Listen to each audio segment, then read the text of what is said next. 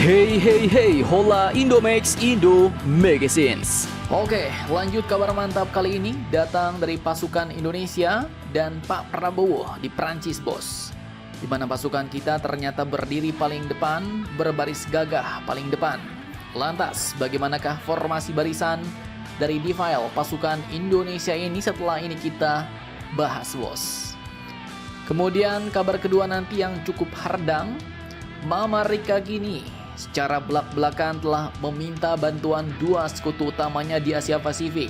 Kalau Tiongkok benar-benar melakukan operasi militer terhadap Taiwan. Nah loh. Lantas bagaimanakah permintaannya dan bagaimanakah tanggapan dua sekutunya itu, Jepang dan Australia? Apakah mereka mau membantu Mama Rika? Penasaran beritanya? Cus. Markilas, mari kita ulas berita lengkapnya satu per satu, bosku.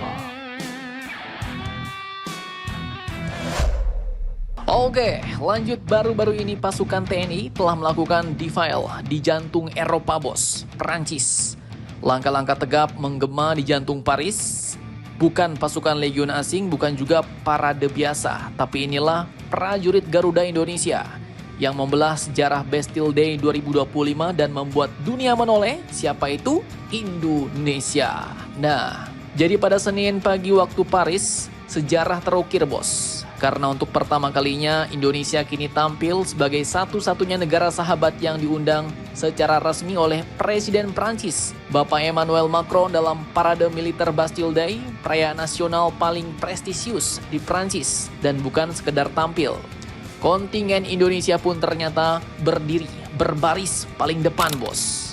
Dilaporkan bahwa kontingen berjumlah lebih dari 500 personel gabungan dari TNI, Polri, serta Taruna dan Taruni dari Akademi Militer, Angkatan Laut, Angkatan Udara, dan Akademi Kepolisian ini tampil dengan formasi baris berbaris yang rapi, solid, dan bikin kagum, bos.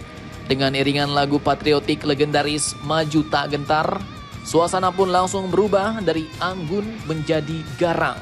Dua bendera yang mereka bopong, yaitu bendera merah putih dan tricolor Prancis, berkibar bersama di bawah langit CMLEC yang cerah.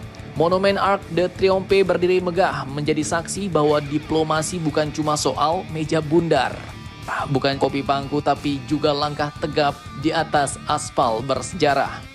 Dan tentu saja Presiden Indonesia Bapak Prabowo Subianto berdiri gagah di tribun kehormatan, bos, memberikan salam hormat penuh bangga saat kontingen Indonesia melintas di hadapannya.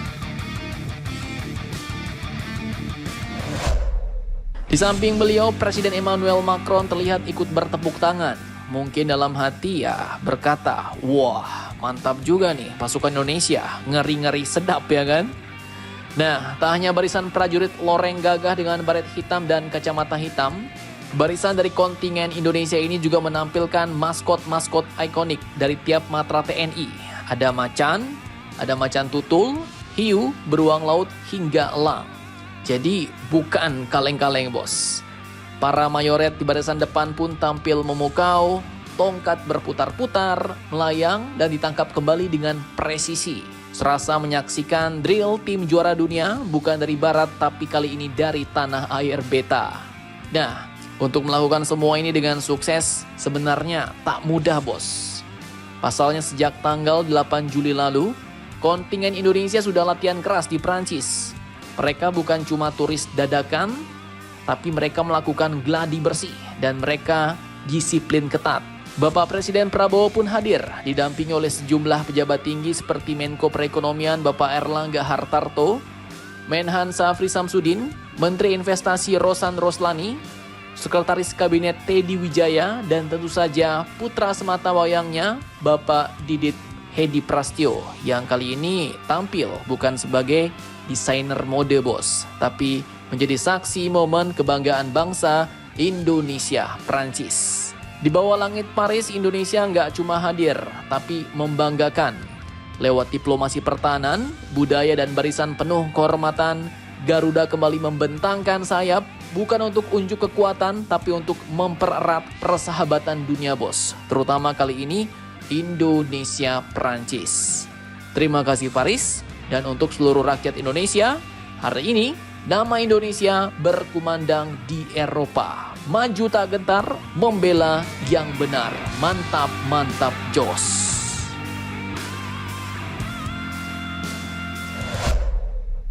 Oke, jadi Departemen Pertahanan Amerika Serikat alias Pentagon sepertinya kini sedang menyusun strategi besar, bos. Pasalnya tak main-main, Jepang dan Australia pun resmi dipanggil masuk ruang guru, alias diminta bersiap-siap jika konflik pecah dengan Tiongkok soal Taiwan.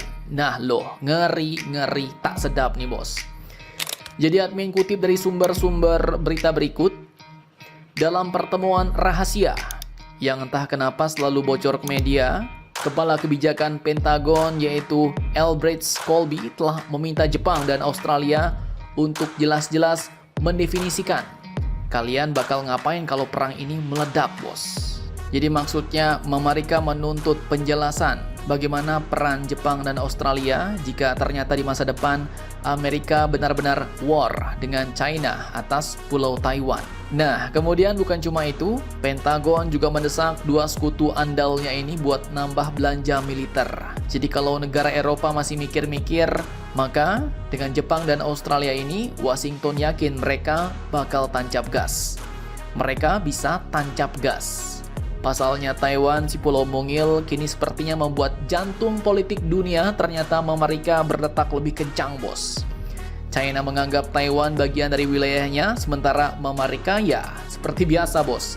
Teriak-teriak mengatakan, kami mendukung demokrasi, tapi kok malah ngirim kapal perang, ya kan?